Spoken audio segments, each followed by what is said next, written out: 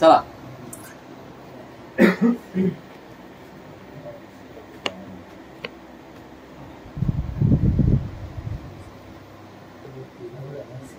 कोण फीडबॅक आहे त्याच्यामध्ये? हो फीडबॅक आहे.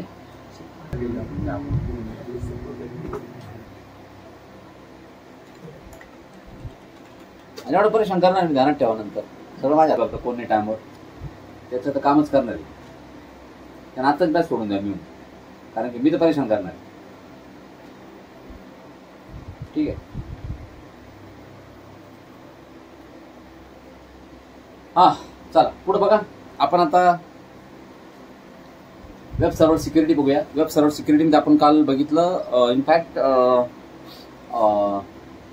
हे आपलं SSL सर्टिफिकेट बघितलं, बरोबर आहे की नाही. आपल्या वेबसाईटला SSL सर्टिफिकेट कसं देतात ते आपण बघणार आहे.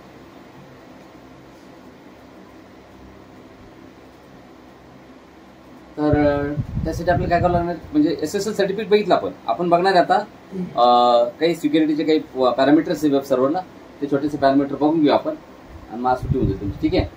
आपण ऍड रूल्स अँड फीचर्समध्ये जा. आपल्याला काही फीचर टाकायचे वेब सर्व्हरचे रिगार्डिंग. नेक्स्ट सिक्युरिटीचे फीचर आहे. नेक्स्ट.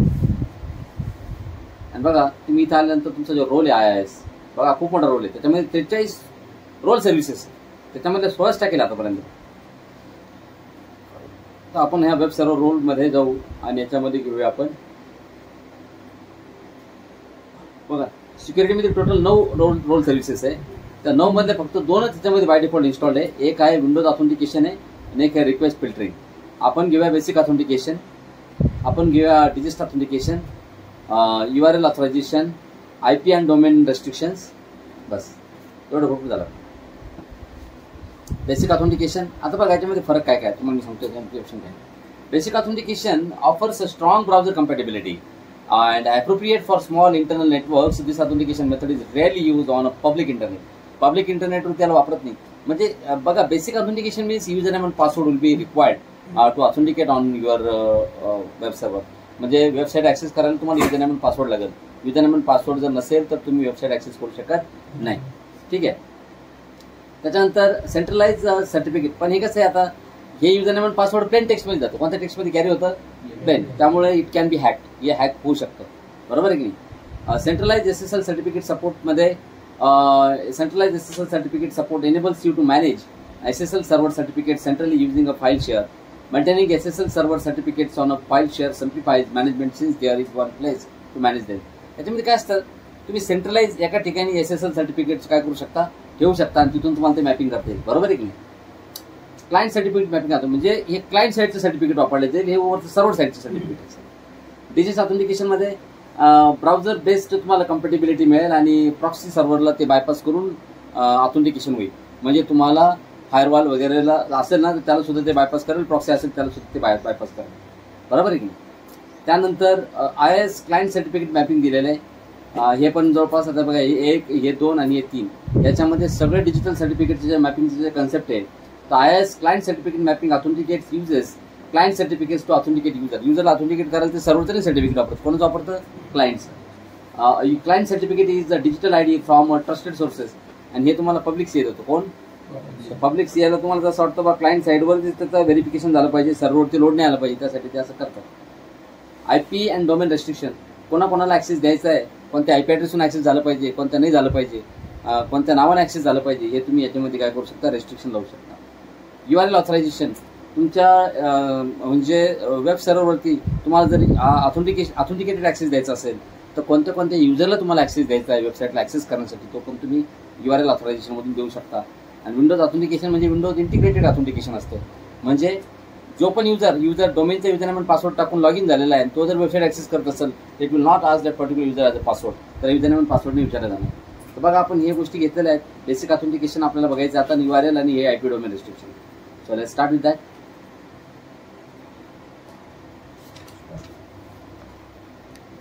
मला स्टॉक मध्ये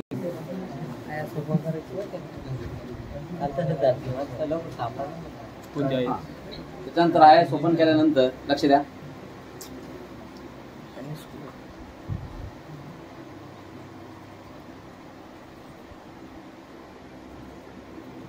टेक्नो आपली साईट आहे. या साईटवर आल्यानंतर बघा आता इथं हे बघा ऑथेंटिकेशन आहे आणि ऑथरायझेशन आहे. दोन गोष्टी पहिले बघून घेऊ आपण. ऑथेंटिकेशन बघा इथं आल्यानंतर तुम्हाला स्पष्ट दिसत की अनोनिमस ऑथेंटिकेशन इज इनेबल्ड. तर अनोनिमस ऑथेंटिकेशनचा अर्थ होतो ज्या पण युजरकडं म्हणजे user name and password is not required to access this website नाव. म्हणजे त्यामुळे बघा तुम्ही कुठे जरी गेले ना तर वेबसाईट ऍक्सेस करायला तुम्हाला युजर नेम अँड पासवर्ड लागत नाही.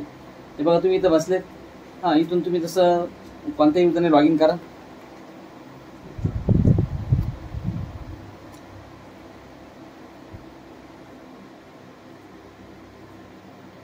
If you open the browser,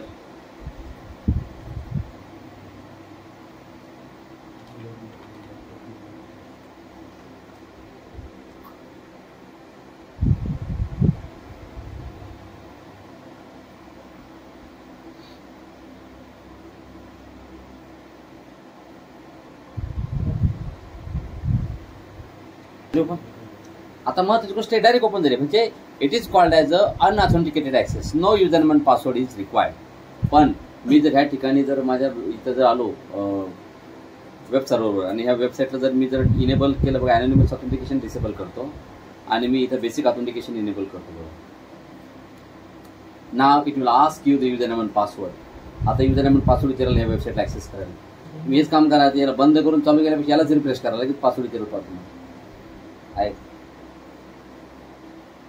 याला एस्केप केला की साईट तुमच्यासमोर गायब होऊन जाते. Access is denied. Mean if you want to access this website it require the user name and password नाव. Without having user name and password the site will not be access. मग तुम्ही कोणताही user द्या, तुमचा स्वतःचा Twitter पण चालतो तुम्हाला. ट्विटर आणि ट्विटरचा म्हणजे ट्विटर युजर पण चालतो. पासवर्ड चुकीचा टाकला मी बरं. तुम्ही ट्विटर युजर म्हणजे डोमेनचा कोणताही युजर चालेल त्याला, कारण बाय डिफॉल्ट डोमेनच्या सगळ्या युजरला ॲक्सेस असेल. पण तुमच्याकडे युजर नेम अँड पासवर्ड पाहिजे त्या सिस्टम त्या डोमेन मधला.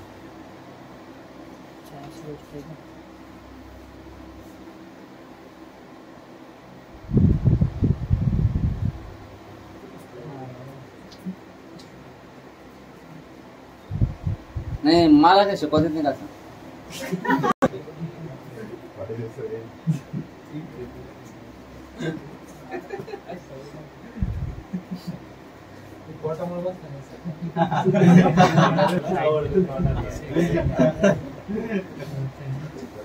हा चला लक्ष द्या. आता हे ऑथेंटिकेशन झालं. आपण लागल्यास सर्व्हरचं enable site.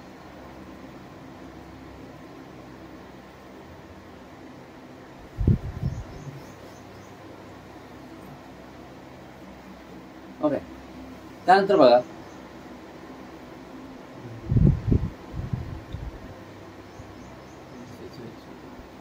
Authorisation rules. Authorisation rules मध्ये जर तुम्ही आलेत बघा by default all users are actually having permission to access that particular website. All users are actually having permission. आणि मी जर याला म्हणलं ॲड द डिनाय रूल या फिर जे उडून टाकलं ऑल युजर्सला रिमूव्ह केलं मी येस. आणि मी जर म्हटलं ठीक आहे ऑल युजर्स घेऊन टाकू आपण. ठीक आहे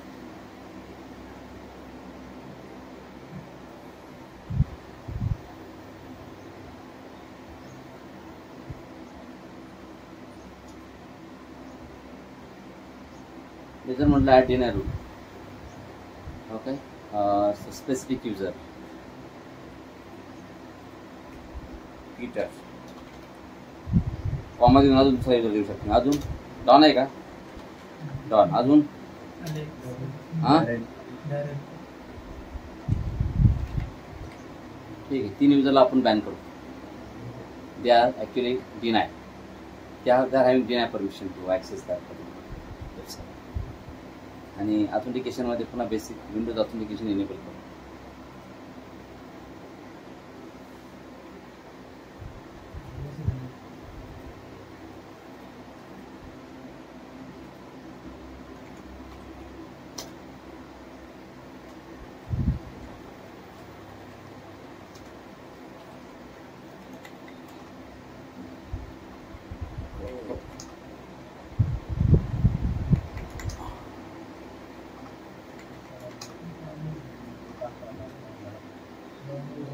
डॉन नहीं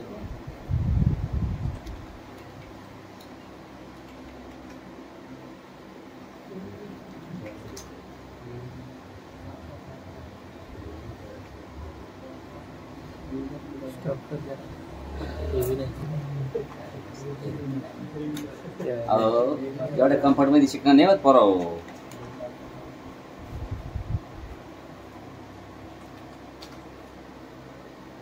कम्फर्ट मध्ये जर शिकले गेलं असं टेक्नॉलॉजी तर काय बोला तुम्हाला आता?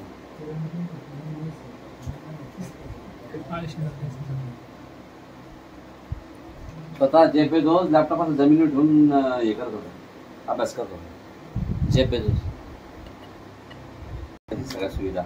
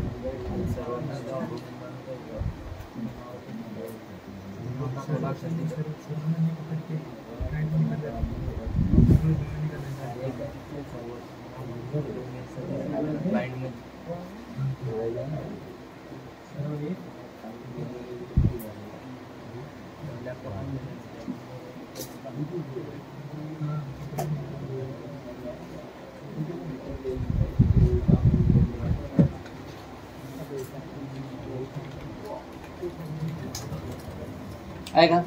ट्विटरचा पासवर्ड देऊन सुद्धा साईड ॲक्सेस नाही होत. बघा तुम्ही ट्विटरचा पासवर्ड जर दिला तर साईड ॲक्सेस नाही. हे बघा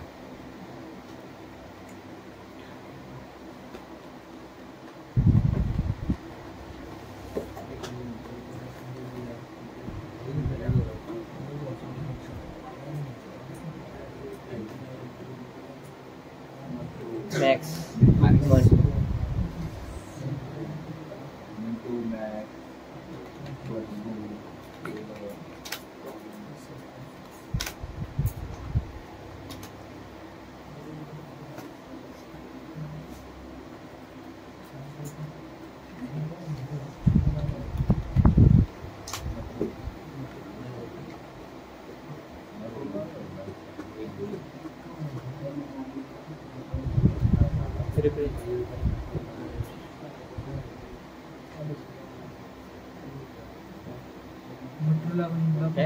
सर्वर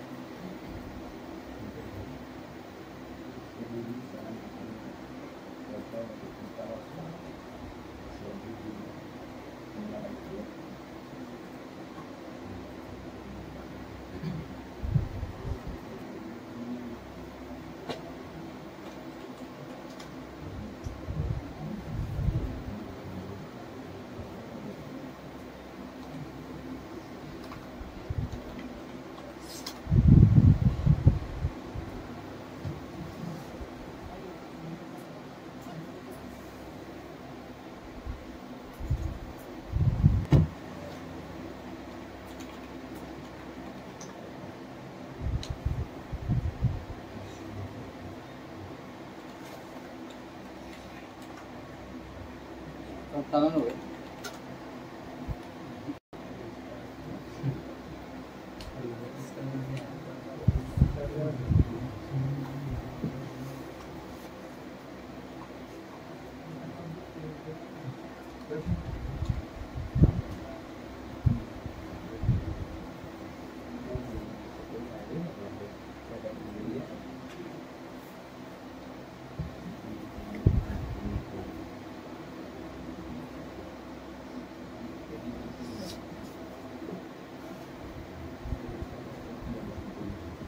झालं सर.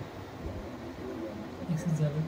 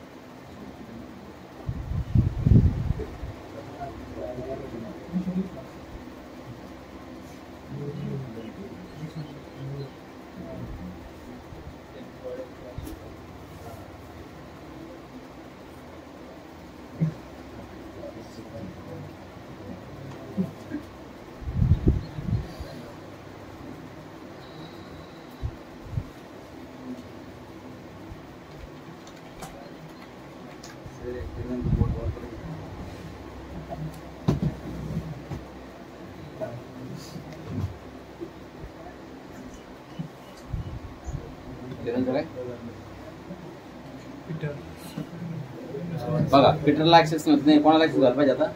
टोनीला ऍक्सेस झाला पाहिजे. टोनी आला लिस्ट मध्ये.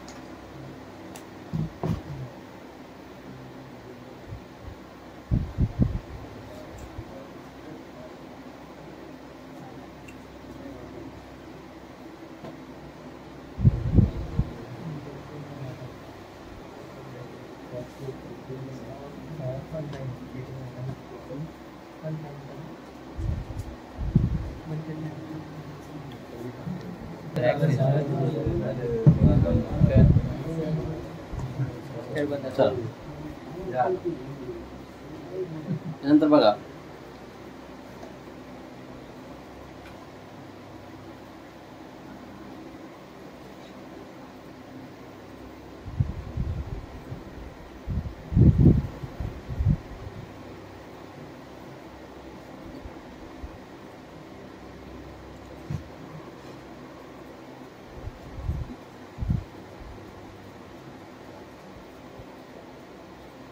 आता त्याच्यामध्ये बघा एक ऑप्शन असतो आयपी डोमेन. हे बघा आयपी अँड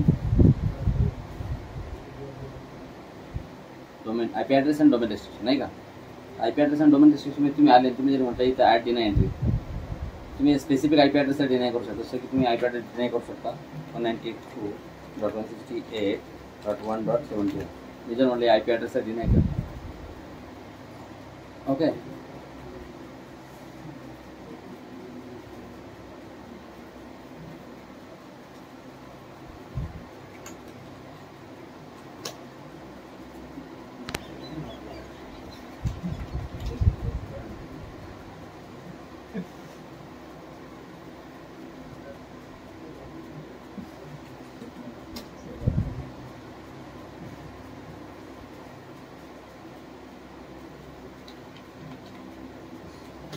आता वेबसाईट सगळ्यांनाच ऍक्सेस बरं का, सगळ्या युजरला वेबसाईटचा ऍक्सेस आहे, पण आपण याला डिनाय लिस्टमेंट टाकेल. कोणता?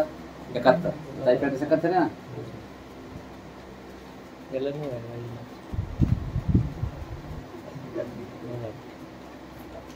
पाठीमागे एरर पण आला बघा 71. त्यानंतर फॉरबिडन ऍक्सेस इज. बघा आता आपल्या वेब सर्व्हरवरती